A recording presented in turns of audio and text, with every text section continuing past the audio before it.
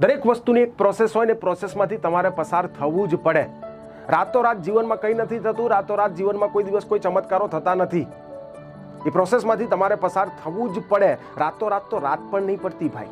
જો રાતોરાત રાત પણ નથી પડતી, પહેલાં એક સરસ મજાની બપોર હોય, બપોર પછી સમી સાંજ આવે ને પછી પડે રાત, તો રાતોરાત રાત પણ નથી પડતી. તો રાતોરાત તમને બધું આવડી કેમનું જાય?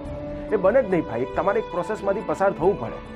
સપોઝ માની લો તમે જીપીએસસી ક્લાસ 1-2 ની તૈયારી કરી રહ્યા છો, તમારી બીજી પણ XYZ પીએસઆઈ કોન્સ્ટેબલ કે આવી કોઈ પણ પરીક્ષાને ફોકસ કરી રહ્યા છો, તો એની એક પ્રોસેસ હોય દરેક સબ્જેક્ટ શીખવાની. કે ભાઈ હિસ્ટ્રીની પાછળ તમે 1 મહિનો 1.5 મહિનો આપ્યું છે, કલ્ચરની પાછળ 1 મહિનો 1.5 મહિનો આપ્યું છે, દરેક સબ્જેક્ટની પાછળ તમે એક સમય આપ્યો છે, સબ્જેક્ટ સારી રીતે શીખ્યા છો.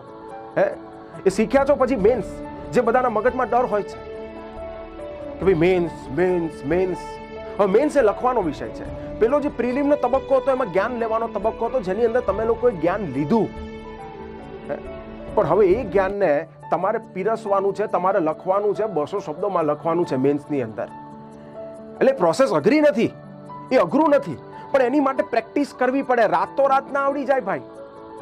અને કોઈ વિડીયો એવો જોઈ લેવાથી તમને ના આવડી જાય. વિડીયો જોયો, હા, બટ ઓબ્વિયસ વિડીયોથી તમને ગાઈડન્સ મળી ગયું, પણ ઘરે બેસીને એની જાતે પ્રેક્ટિસ કરવી પડે.